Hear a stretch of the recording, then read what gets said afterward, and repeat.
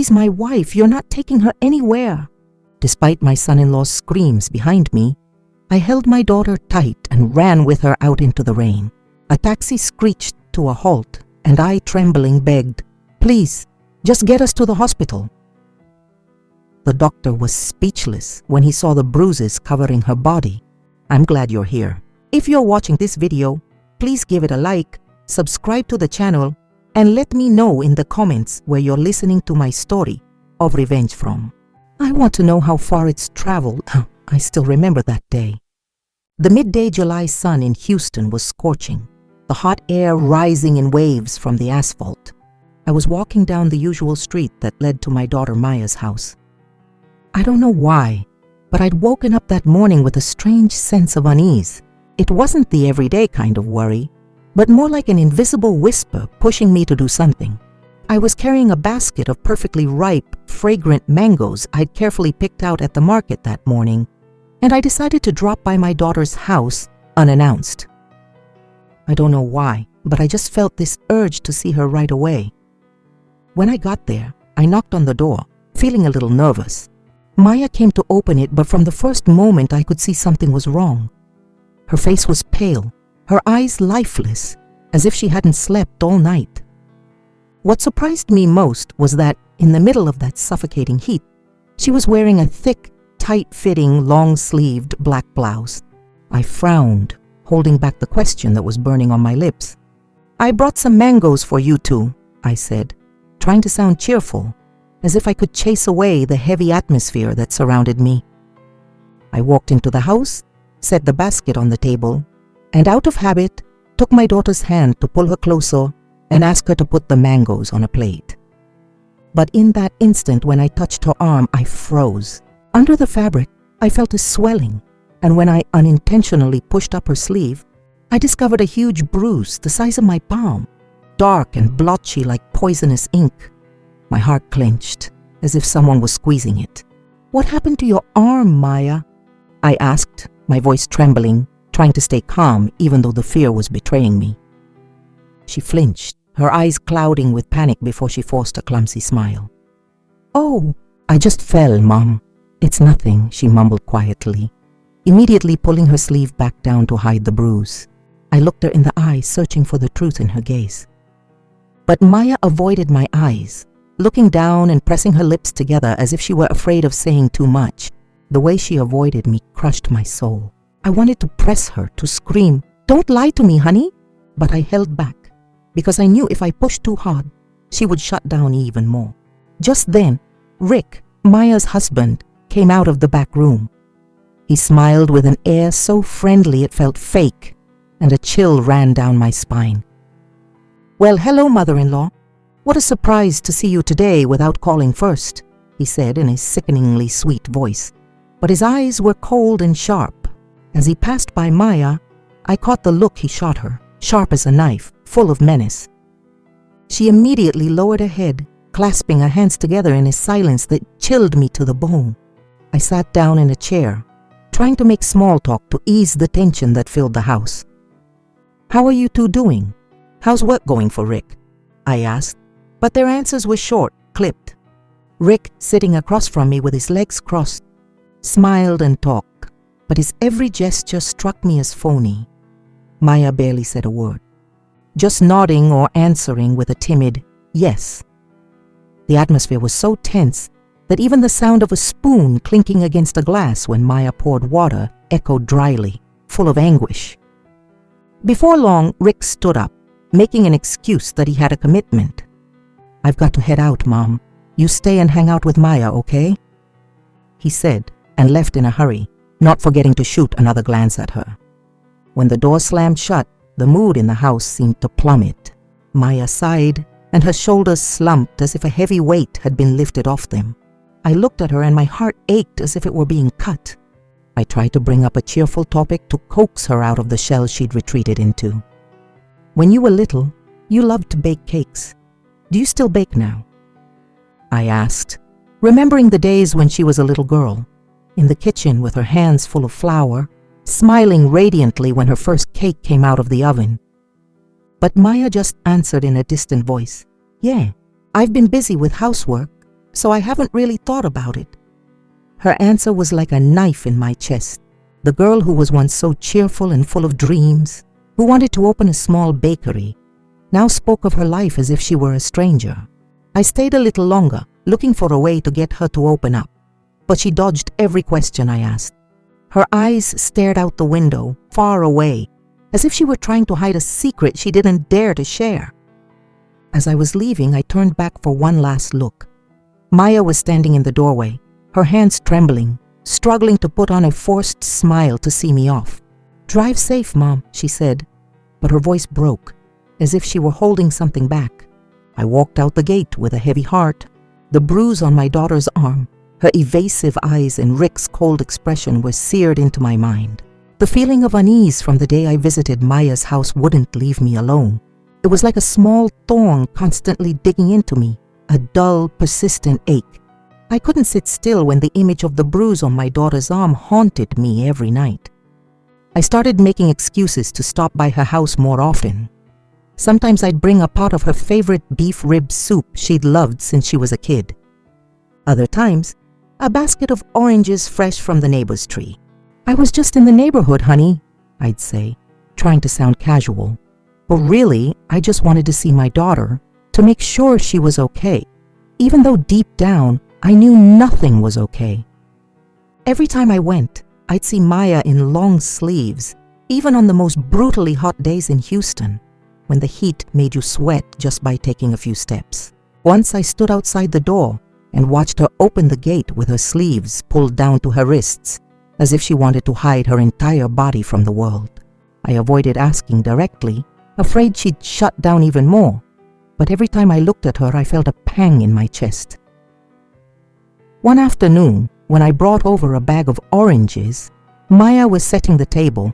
She accidentally dropped a spoon on the floor, and as she bent down to pick it up, her sleeve slid back, revealing a new purple bruise spreading across her thin wrist.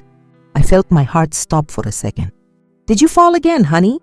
I asked, my voice as gentle as I could make it, trying to hide the tremor I felt inside. Maya jumped, her eyes wide with a flash of panic, before she quickly pulled her sleeve down. "Yeah, I slipped in the bathroom," she answered, her voice soft, as if she were trying harder to convince herself than me. I nodded, but her clumsy lies echoed in my head. The time before, she said she'd fallen off her bike. Another time, she'd run into the doorframe, a different reason every time. But none of them could hide the truth I was beginning to suspect. I wanted to scream, to grab her by the shoulders and demand an explanation, but I was scared that if I pushed too hard, I'd push her further away, and I couldn't bear that. One more afternoon, I brought over a pot of hot soup, hoping the smell of food would cheer my daughter up. But this time, it was Rick who opened the door. He put on a smile, but his eyes, sharp and cold as ice, made me shiver involuntarily. "Mom's here early," he said, in a voice that was sweet but full of phoniness. He stood in the doorway for a few seconds, as if he didn't want to let me in right away. I squeezed past him, trying to stay calm, and saw Maya washing clothes in a corner of the house. Her hands were red with small cuts, as if they'd been in the water for too long. When she saw me, she quickly pulled down her sleeves to cover the wounds that I knew very well weren't from slipping or falling off a bike. "I brought you soup," I told her, trying to sound cheerful, though my eyes never left her. Maya just nodded without a word and avoided my gaze again. I sat in the kitchen, pretending to help her chop vegetables, but I was really watching their every move. Rick sat across from me and started talking about his work, his voice smooth and confident. But I noticed that every time Maya dropped a fork or spilled a little water, his eyes would lock onto her, cold and threatening.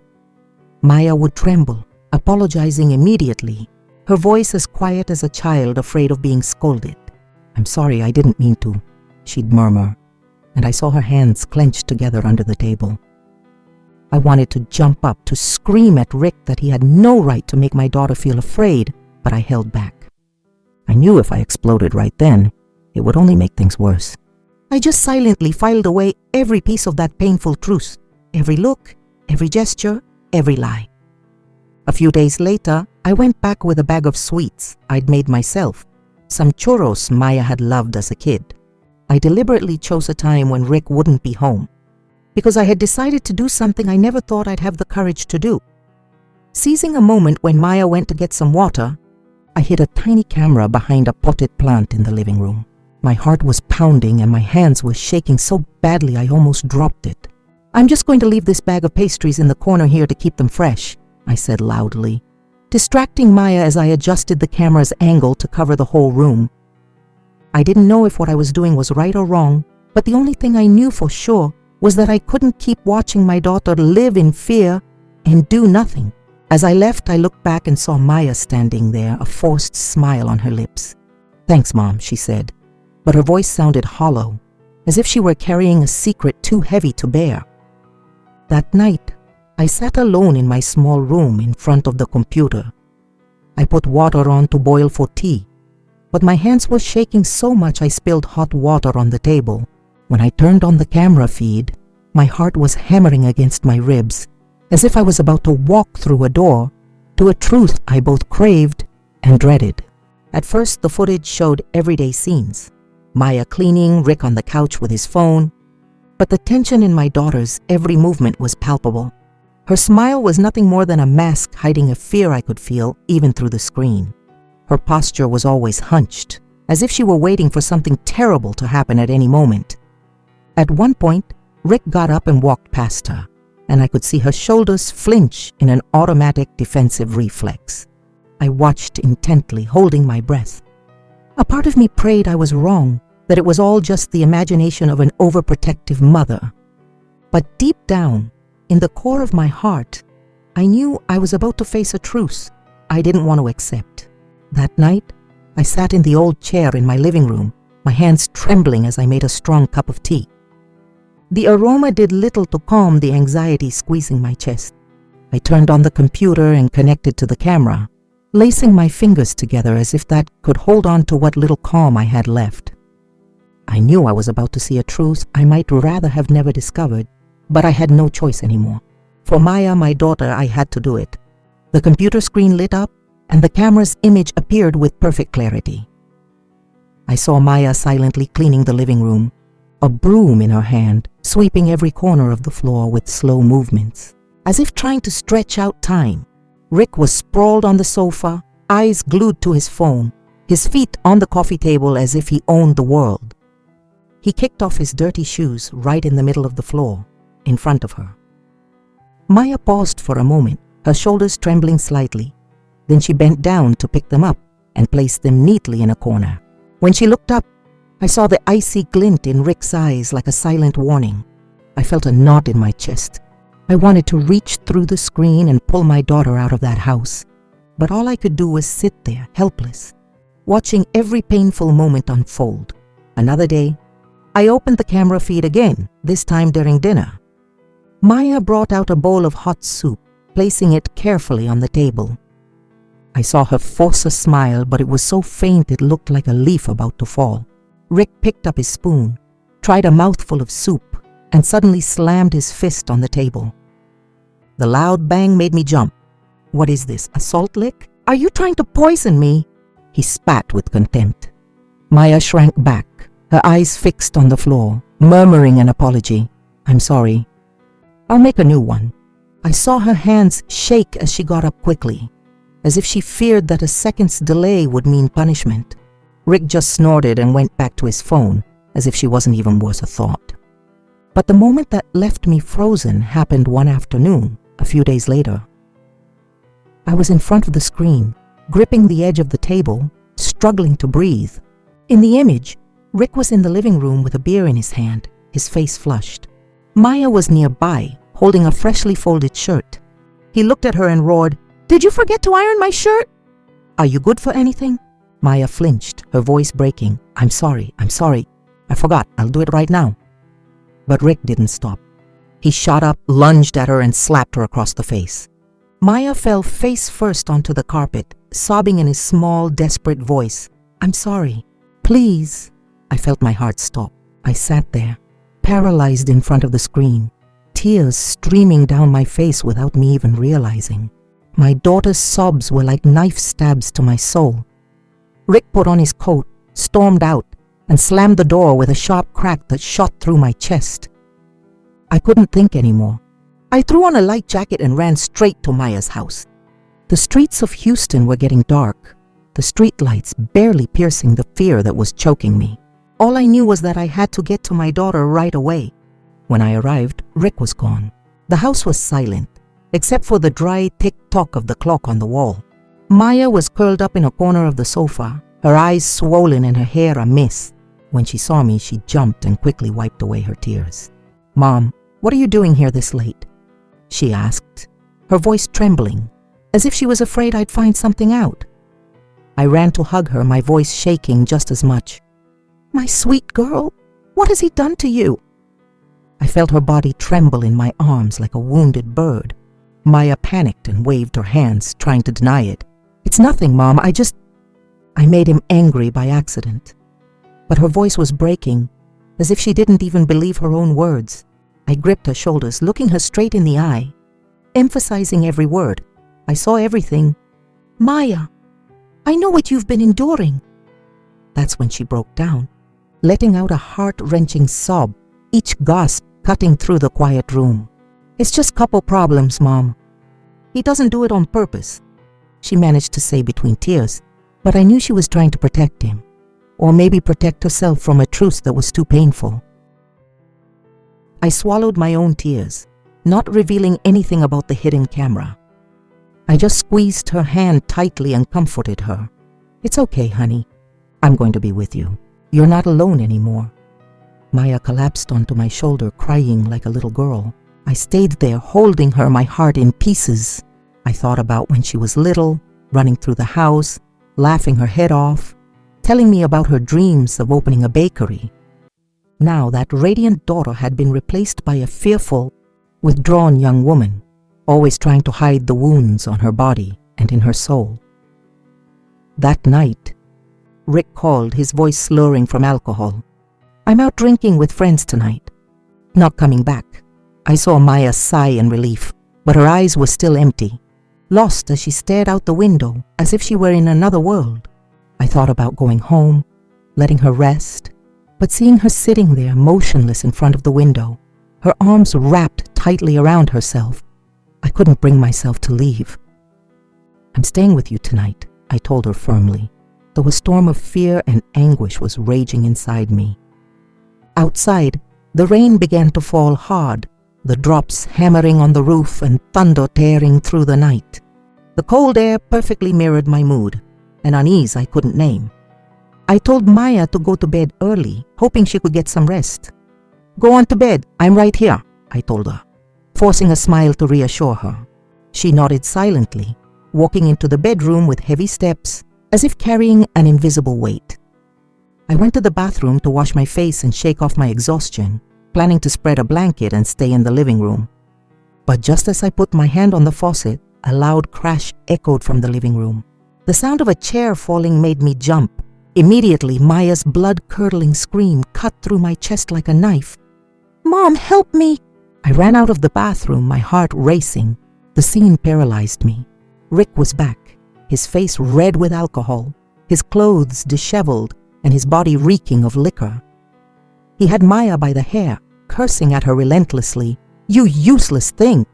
I lost all my money because of your damn bad luck." Maya was crying desperately, struggling in vain, her voice barely a whisper between sobs. "I'm sorry. Please, stop." Her broken, terrified voice was like that of a cornered animal. I screamed with a raw throat, "Let her go!" I threw myself at him, pushing him with all my strength, shielding my daughter with my body. He stumbled, but his bloodshot eyes glared at me with fury. "She's my wife!" He roared, blocking the door with his arms spread wide, as if he could stop the entire world. "You have no right to take her anywhere." I couldn't hold back any longer. All the pain, the fear, and the rage ignited inside me like a wildfire. "You have no right to hurt her," I yelled back, my voice shaking but full of resolve. I grabbed Maya's hand, pulling her behind me even though my own legs were trembling. "Mom, I'm so scared," she cried, her body racked with panic in my arms, her tears mixing with the rain that was now beating against our faces. I rushed Maya out onto the porch, the rain lashing our faces and soaking us from head to toe. The icy wind howled, but I felt nothing but the fear of losing my daughter. I looked out at the dark street, praying for a glimmer of hope. By some miracle, a taxi was passing right at that moment, its yellow lights as faint as a beacon in the storm. I waved my hand desperately like someone clinging to a life raft in the middle of a shipwreck. "Please, get us to the hospital!" I screamed, my voice nearly lost in the downpour. The driver stopped the car, opened the door, and I practically shoved Maya inside before climbing in after her. My daughter huddled in my arms, rain and tears mixing, soaking my clothes. Inside the taxi, I held her tight, trying to calm her, though I was shaking myself. "Please, go as fast as you can. My daughter needs to be saved," I whispered to the driver, my voice cracking. He nodded, stepped on the gas, and the car sped off into the curtain of rain. Maya didn't say a word, just rested her head on my shoulder, her breathing shallow, as if she had no strength left. I stroked her hair and murmured, "It's okay, honey. Mom's here. I'm not going to let anyone hurt you ever again." The taxi screeched to a halt in front of the hospital entrance, its tires whining on the wet asphalt. I helped Maya out, our clothes clinging to our bodies, dripping with water. The rain was still coming down mercilessly, as if trying to drown my last hopes. "Help my daughter!" I cried out with a broken voice, practically begging as I saw the blurry lights of the hospital entrance. Maya leaned on me, weak, her eyes closed, her body trembling like a leaf in a storm. I squeezed her hand tightly to keep her upright, though I could barely stand myself, my heart constricted as if it were being wrung out. A nurse came running out, pushing a gurney, her face serious but professional. "Get her to the ER," she yelled to her colleagues, and they quickly laid Maya down and wheeled her down the hallway lit by fluorescent lights. I ran after them, my sandals slipping on the wet floor, each step feeling like it weighed a ton. The image of Rick dragging my daughter by her hair, pulling her across the floor, kept drilling into my mind, like a stabbing pain that never stopped. I wanted to scream, to break everything to get the pain out, but I knew I had to be strong, for Maya. In the emergency room, the nurses started removing her soaked clothes. When they pulled down her long-sleeved blouse, I froze. Maya's body was covered in bruises, some old, some new, staining her skin like a horror painting.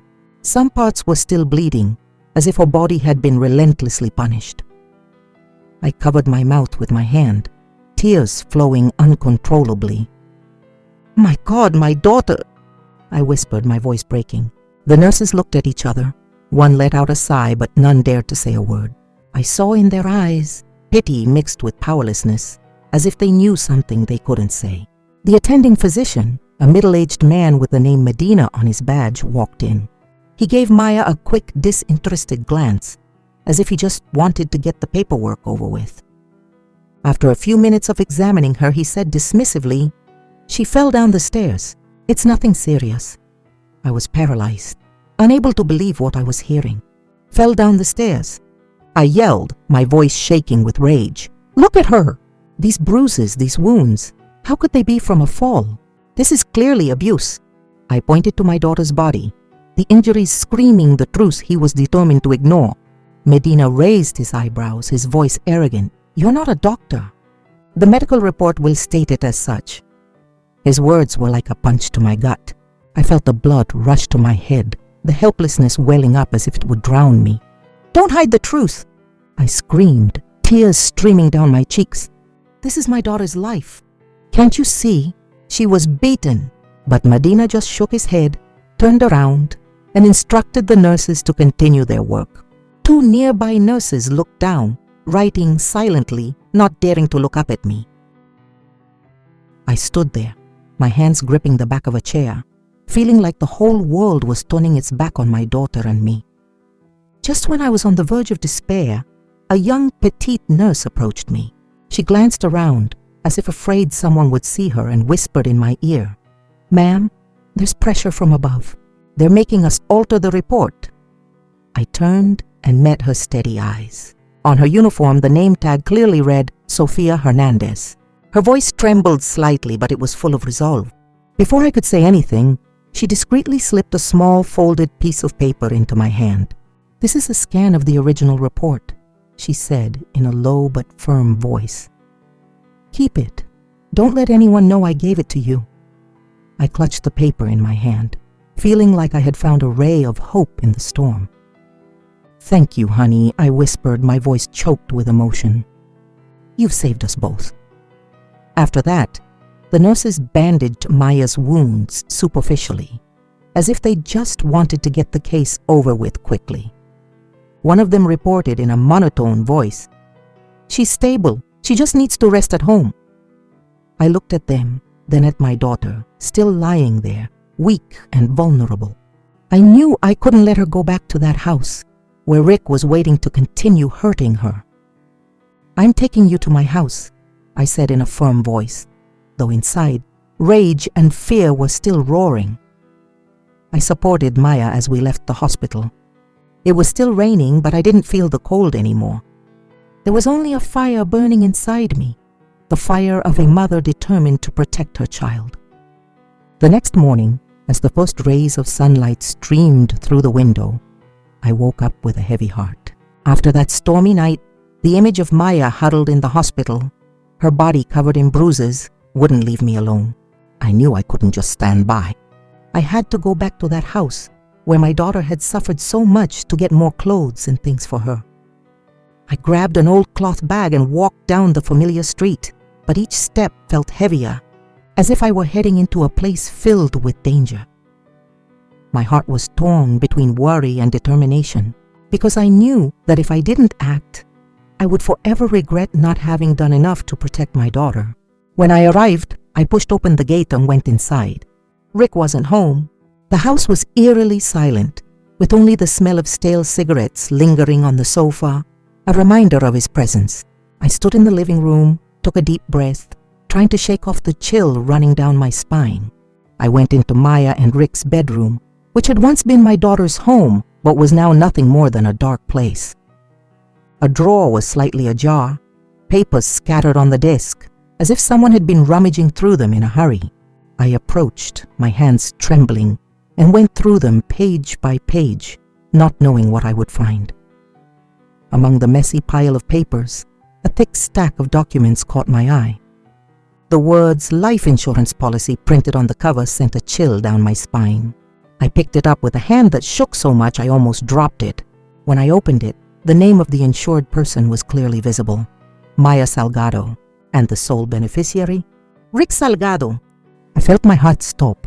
The space for Maya's signature on the policy was still blank, as if waiting for a fateful moment. I stood there, paralyzed, a sense of horror washing over me, as if I had touched a dark secret. It turned out Rick wasn't just beating my daughter. He was also planning to take her life for money. I rummaged through the surrounding papers, trying to stay calm even though my mind was spinning. Among them, I found some handwritten notes in Rick's messy script. Must sign before the end of the month to activate. In case of injury, collect advance payment. Next to them was a business card with the words, Julian Carter, Insurance Advisor. I looked at it, feeling like I was holding a piece of a macabre plan.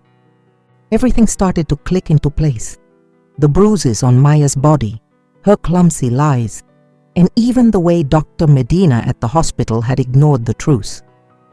It was all connected like a pre-laid trap. I took out my phone and took pictures of every page of the policy, every note, and the business card. My hands were shaking, but I forced myself to be careful, not to miss a single detail. Then I put everything back where I found it, making sure not to leave any trace. As I was packing Maya's clothes, putting some shirts and belongings into a bag, I jumped when I heard the squeak of the metal gate. My heart raced. I immediately turned off the bedroom light and held my breath behind the door. I thought of Rick, that he could come back at any moment and find me there.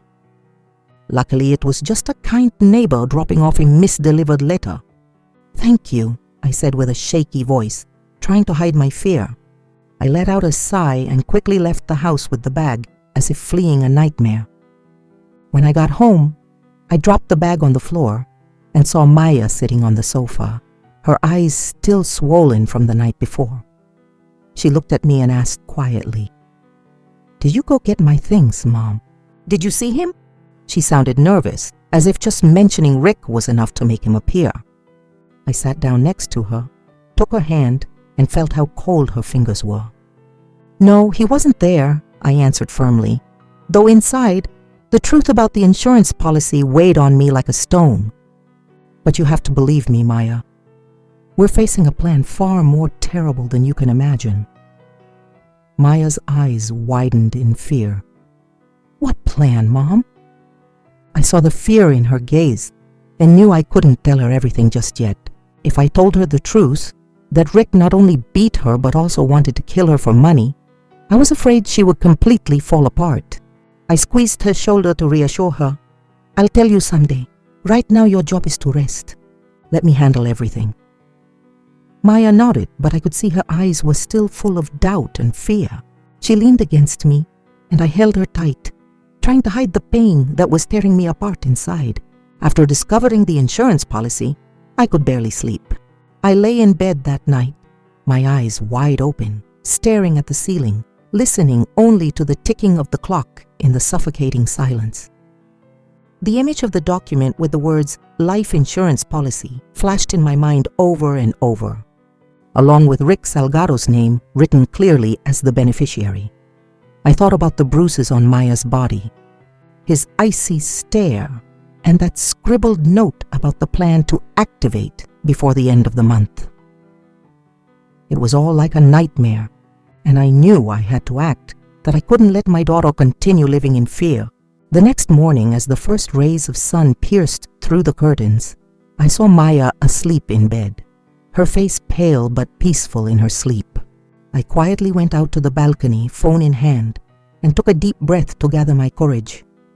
I decided to call Rick's mother, Stephanie, someone I had once hoped would be an ally, a mother who would understand a child's pain.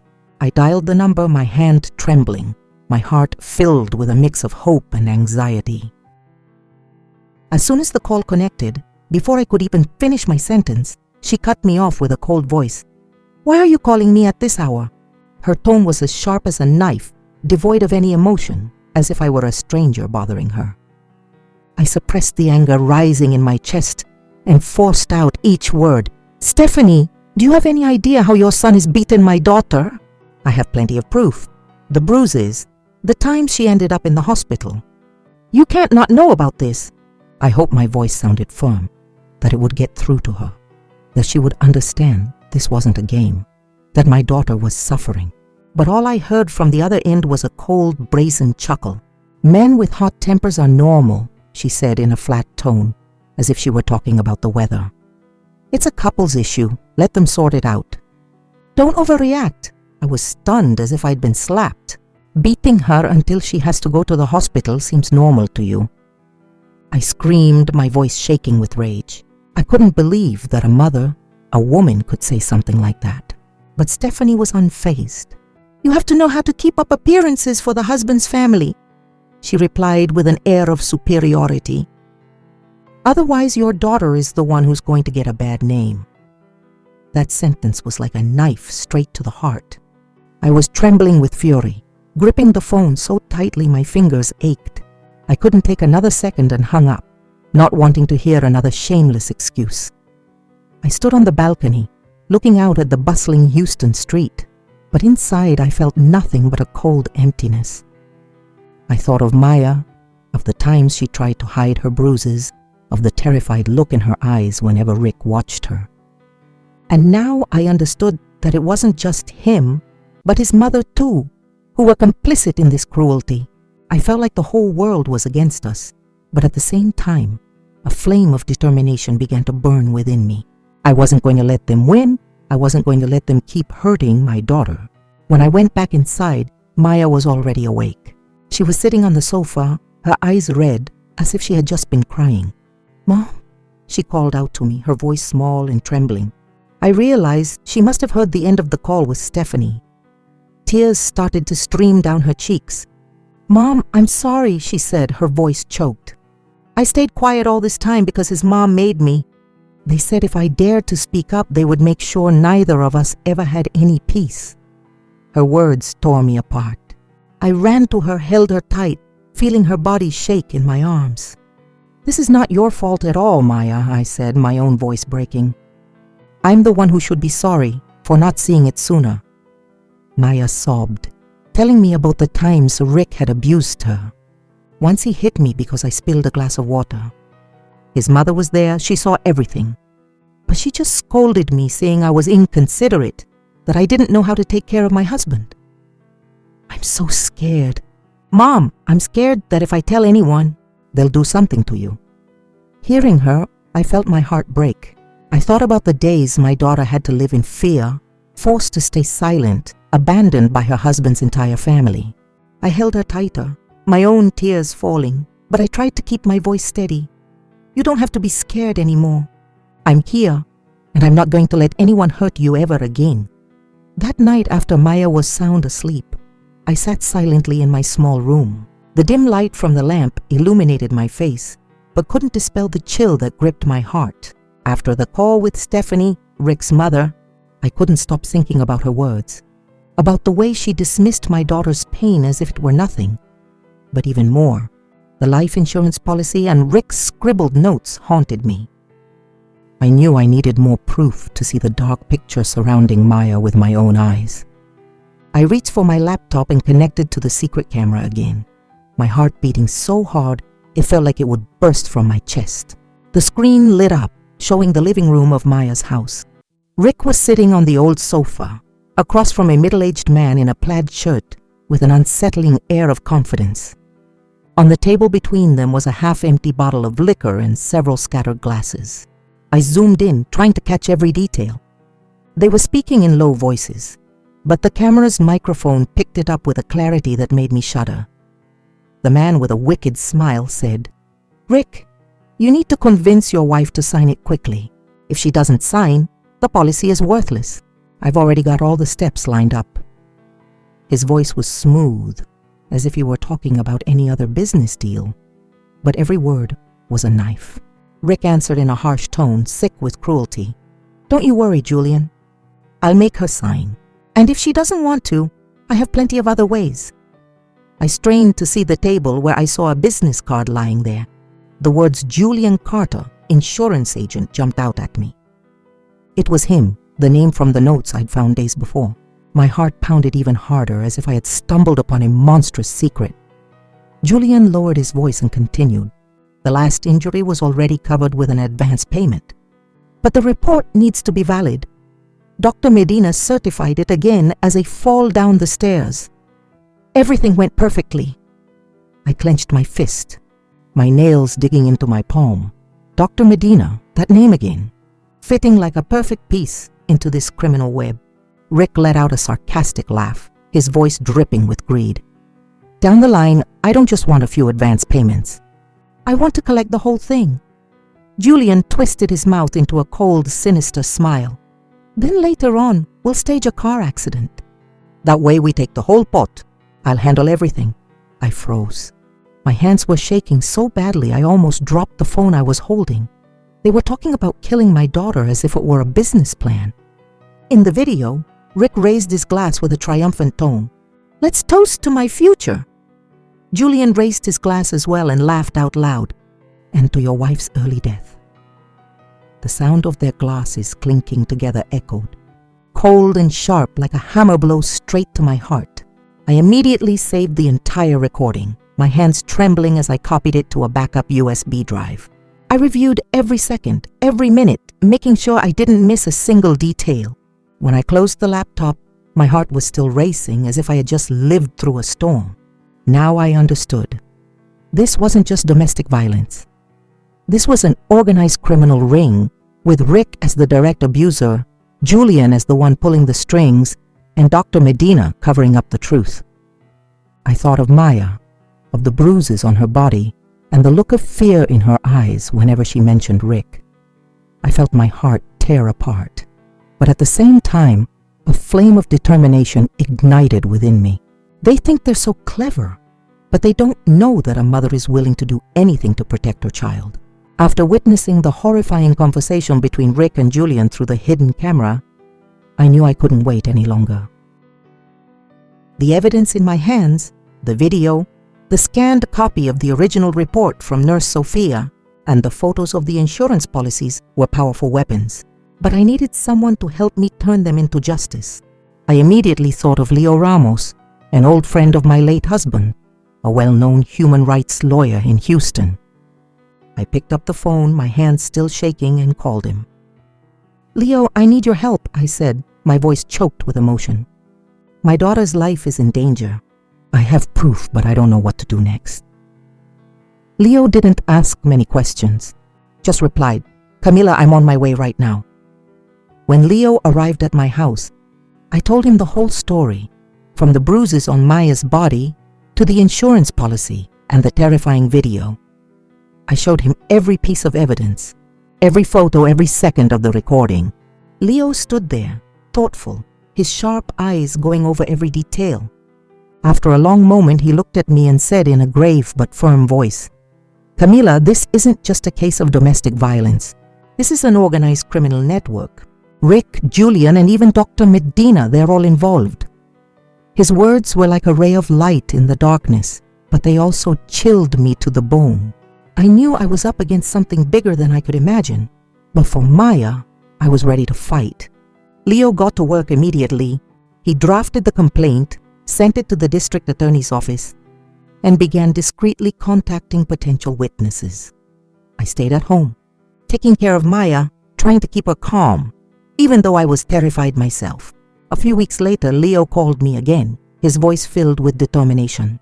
"Camila, I found 3 other women who were also victims of Rick and Julian.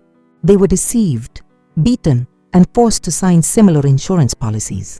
They've agreed to testify at the trial." Hearing that, I felt a ray of hope, but at the same time, my heart felt heavy. How many other women had suffered the same thing as my daughter? How many were still living in the shadows? On the day of the trial, the courtroom was packed. Journalists, curious onlookers, and even neighbors from the community had shown up. I walked in with Maya, holding her hand tightly. I could feel her trembling, but in her eyes, there was a glimmer of determination I hadn't seen in a long time. "Mom, I want to do this," she whispered, her voice quiet but firm. I squeezed her hand, holding back tears. "I'm here with you, Maya. We'll get through this." On the other side, Rick, impeccably dressed in a suit, sat with a calm expression, as if he had nothing to fear. Next to him, Julian smirked maliciously, and Dr. Medina maintained his cold gaze. In the back row, Stephanie, Rick's mother, sat with a defiant look on her face, as if to say no one could touch her son. The trial began, and the defense attorney stood up, brazenly presenting a fake medical certificate. "Maya Salgado suffers from mental disorders," he declared smoothly. "She has a history of self-harm and delusions about her husband." I was so outraged I shot up from my seat, my blood boiling. "Lies!" I shouted, but Leo gently placed a hand on my shoulder, signaling for me to be calm. I sat back down, my hands gripping the edge of the seat, trying to contain the rage that was consuming me. Then it was Maya's turn. The trembling young woman took the stand, her hands clasped tightly together. Slowly, she rolled up her sleeves, revealing the scars and bruises still visible on her skin. The courtroom fell silent. Maya took a deep breath, her voice shaky but firm. "I did not do this to myself. These are the work of my husband, Rick Salgado." A murmur went through the room, and reporters turned their cameras, capturing every moment. I looked at her, my heart in pieces, but at the same time, I felt so proud. My Maya, though scared and hurt, was standing tall, facing the truth. Leo stood up, his voice resonating with strength. "We have irrefutable evidence." He asked for the video from the hidden camera to be played. The large screen in the courtroom lit up, clearly showing Rick slapping Maya until she fell to the floor, and the chilling conversation between him and Julian about the insurance fraud scheme. Maya's sobs from the video filled the room, leaving everyone holding their breath. I saw the look on Rick's face change from confidence to panic. Julian lowered his head, his hands clenched. Dr. Medina remained motionless, but the beads of sweat on his forehead gave him away. Leo then called Nurse Sofia Hernandez as a witness. The young woman came forward, her voice trembling but resolute. Dr. Medina ordered me to alter the medical report to say, "fall down the stairs." But here is the original, which clearly states that the injuries were the result of violence. Sophia placed the scan on the table, her gaze steady. After her, 3 other women stood up, one after another, telling their stories. An older woman, her voice breaking, recounted how Rick had forced her to sign a policy and beat her when she refused. Another younger woman described the days she lived in fear, under constant threats if she dared to speak out. Their stories were like knife wounds, sending shivers through the entire courtroom. Rick was now pale, muttering curses, his hands clenched as if he wanted to crush something. Suddenly, Stephanie jumped up shouting, "Don't believe her! That girl is crazy. It's all a lie." But the judge banged his gavel, his voice stern. "Order in the court!" All eyes were on Rick and his accomplices. The air was as tense as a rope about to snap, as if the whole world was waiting to see justice served. Leo Ramos, the lawyer who had become a pillar of support for my daughter and me, stood up, his voice booming like thunder. "This is the final piece of evidence," he declared, holding up an incomplete copy of the insurance policy, with Maya's signature still missing. "This document proves that Rick Salgado and his accomplices' plan did not come to fruition. But the intent to take Mrs. Maya's life is undeniable." The entire courtroom fell into absolute silence, as if everyone was holding their breath in the face of that terrifying truth. The judge, an older man with a stern gaze, reviewed the documents and videos Leo presented one by one. After a long moment, he banged his gavel, and his voice rang out with authority. "Rick Salgado is charged with domestic violence and attempted murder. Julian Carter and Dr. Medina will be investigated for complicity. Mrs. Stephanie Salgado is sanctioned for perjury and defamation." The sound of the gavel echoed, sharp, as if tearing away all the fear inside me. I squeezed Maya's hand tightly. I felt her tremble, but this time it wasn't from fear, but from release. As Rick was escorted out of the courtroom, he turned to me, his eyes red with fury, and screamed, "If it wasn't for you, I would have had everything." His voice was filled with rage, but I just looked at him coldly as they led him away in handcuffs. I didn't answer. There was no need. He had lost and justice had won. Stephanie, his mother, sitting in the back row, her face was pale, the defiance gone. I saw her lower her head and silently leave the courtroom, as if trying to escape everyone's stares. I later found out that the entire neighborhood shunned her, and she eventually had to move far away, with no one even wanting to mention her name. The press covered the case everywhere, sparking a wave of outrage in the community. Headlines like "Insurance Fraud," "Conspiracy Uncovered," and "Brave Mother Protects Daughter" appeared in all the papers. I read them, but I didn't feel pride. I only felt relief because the truth had finally come out. Weeks later, Maya received the divorce decree from the court. That day, my daughter came to my house with a small suitcase in her hand, hugged me tightly and burst into tears. "Mom, I'm finally free." I held her, tears in my own eyes, but this time they were tears of happiness. "You are so strong, Maya," I whispered, stroking her hair. "I'm so proud of you." Time passed and the bruises on Maya's body healed. More importantly, her old smile returned to light up her face. One morning, as we were having breakfast together, Maya suddenly said, "Mom, I want to go back to my old dream. I want to open a small bakery just like I dreamed of as a kid." Hearing her, my heart filled with joy. I took her hand and smiled. "Then we'll do it together. We're going to start over, Maya." We decided to name the bakery Sunrise, as a promise of a new beginning after the dark days. On opening day, the whole neighborhood was bright under the morning sun. People came in droves, bringing flowers and congratulations. Leo Ramos showed up with a warm smile. "Camila, you and Maya achieved the impossible." Nurse Sofia Hernandez also came, her eyes shining. "I knew you could do it." "Mrs. Camila." Maya stood behind the counter, her hands a little shaky but filled with happiness as she cut the first slice of cake. She wore a white apron, her hair tied back, and a smile as radiant as the sun. Looking at her, it was like seeing the old Maya again, the little girl who used to run around the kitchen covered in flour, laughing her head off as she baked her first loaf of bread. I stood in the middle of the bakery, watching people chat animatedly, laughter echoing all around. I stepped forward, my voice choked but full of pride. Justice doesn't just show up like magic. It comes because of Maya's courage, because of evidence that can't be denied, and because of allies like Leo and Sophia, who dared to stand on the side of truth. The whole bakery fell silent for a moment, and then erupted in deafening applause. I saw Maya's eyes sparkle, no longer with the fear I once saw, but with freedom and joy. Outside, the soft morning light streamed through the door, illuminating my daughter's radiant face. For the first time in so many years, I felt like I could take a deep, relieved breath. I stood there watching Maya talk with customers, her hands quickly wrapping loaves of bread, and I knew we had left the darkness behind. This journey wasn't easy, but it was worth it.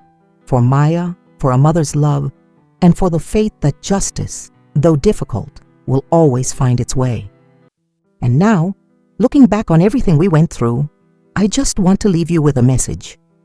Never stay silent in the face of evil. Never underestimate the bruises or the muffled cries in the dark. Violence is not a normal part of marriage, nor is it ever the victim's fault. If you see strange signs in your children, grandchildren, friends, or neighbors, please listen to them, believe them, and act. Because when we are silent, evil grows stronger. But when we raise our voices, when we join hands and stand on the side of truth, even in the darkest night, the light of justice will always find a way to shine. The story you have just heard has had names and locations changed to protect the identities of the people involved. We don't tell this to judge, but in the hope that someone will listen and stop to think. How many mothers are suffering in silence inside their own homes? I truly wonder, if you were in my shoes, what would you do? Would you choose to stay quiet to keep the peace? Or would you dare to face it all to get your voice back? I want to know your opinion, because every story is like a candle that can light the way for someone else. God bless, and I'm convinced that courage leads us to better days. In the meantime, on the end screen, I'm leaving you 2 of the channel's most beloved stories. I'm sure they will surprise you. Thank you for staying with me until this moment.